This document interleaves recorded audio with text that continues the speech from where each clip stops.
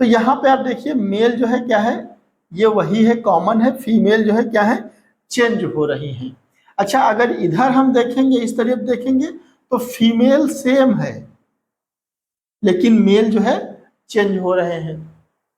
तो यहाँ पे हमको क्या करना है, देखिए लाइन का परफॉर्मेंस चेक करना है। तो यहां से लाइंस की क्या निकल करके आ जाएगी, जनरल कंबाइनिंग एबिलिटी निकल करके आ जाएगी। जनरल कंबाइनिंग एबिलिटी का मतलब क्या है कि ये लाइन जो है ये सीरीज ऑफ क्रॉसेज में किस तरीके का परफॉर्मेंस देती है। अगर ये बहुत सारे जो है क्रॉस में अगर एक एवरेज परफॉर्मेंस देती है तो उसको हम क्या बोलते हैं, जनरल कंबाइनिंग एबिलिटी। मतलब इसके पास एक जनरल कंबाइनिंग एबिलिटी है, ये इसके साथ भी अच्छे से क्रॉस कर रही है, इसके साथ भी अच्छे से क्रॉस कर रही है और इसके साथ भी अच्छे से क्रॉस कर रही है। इसका मतलब इस लाइंस के पास जनरल कंबाइनिंग एबिलिटी है। ठीक है, इसको हम लोग फील्ड में भी ऑब्जर्व कर सकते हैं। भाई ये हमने क्रॉस बनाया है, ये F1 ही तो है, इसको हमने फील्ड पे लगाया, ये भी लगाया, ये भी लगाया, ये सभी हमने जो है फील्ड पे लगाए हुए हैं। ठीक है, अगर ये भी परफॉर्मेंस अच्छा आ रहा है, इसका भी परफॉर्मेंस अच्छा आ रहा है और इसका भी परफॉर्मेंस अच्छा आ रहा है, इसका मतलब कि लाइन 1 जो है ये बेस्ट जनरल कंबाइनिंग एबिलिटी रखती है। क्योंकि यहाँ पे मेल तो चेंज हो रहा है, मेल तो चेंज हो रहा है लेकिन फीमेल सेम है। फीमेल क्या है, सेम है। इसका मतलब इस फीमेल के पास जनरल कंबाइनिंग एबिलिटी है। अच्छा यही अगर फीमेल सपोज डेट यहाँ पे तो अच्छा परफॉर्मेंस करती लेकिन इन दोनों में अच्छा परफॉर्मेंस ना करती, तो इसका मतलब ये लाइन जो है ये M2 के साथ में स्पेसिफिक कंबाइनिंग एबिलिटी रखती है, दूसरे के साथ में अच्छी कंबाइनिंग एबिलिटी नहीं रखती है। ठीक है, तो GCA जो होता है वो हम लोग सिंथेटिक या फिर कंपोजिट बनाने के लिए जो है यूज करते हैं, जनरल कंबाइनिंग एबिलिटी का यूज करते हैं।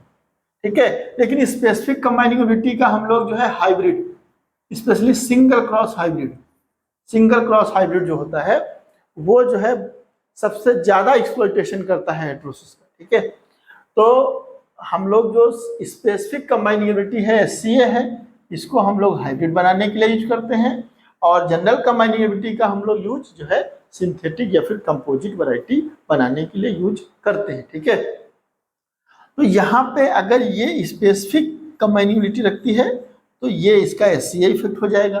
ठीक है भाई, SCA इफेक्ट की वजह से ये स्पेसिफिक कंबाइनिंग एबिलिटी रख रही है। ठीक है, अगर ये सभी क्रॉस में अच्छा परफॉर्मेंस करे इसका मतलब ये जनरल कंबाइनिंग एबिलिटी हो जाएगी।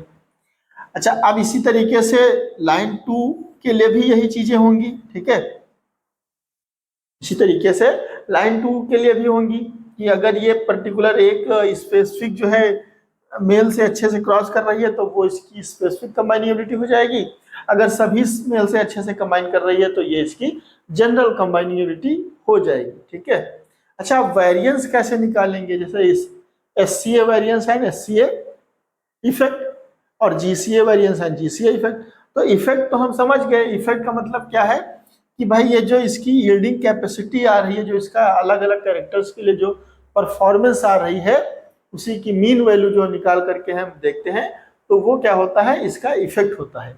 इफेक्ट जो होता है वो मीन वैल्यू पे बेस्ड होता है। ठीक है, तो इफेक्ट जो होगा वो मीन वैल्यू पे बेस्ड होगा। अच्छा दूसरी चीज क्या है कि वेरिएंस, अब वेरिएंस जो है वो कैसे निकल करके आएगा, देखिए यहाँ पे जैसा कि हमने आपको बताया कि ये क्या है, ये इसकी स्पेसिफिक कंबाइनिंग एबिलिटी है, ये इसकी क्या है, स्पेसिफिक कंबाइनिंग एबिलिटी है।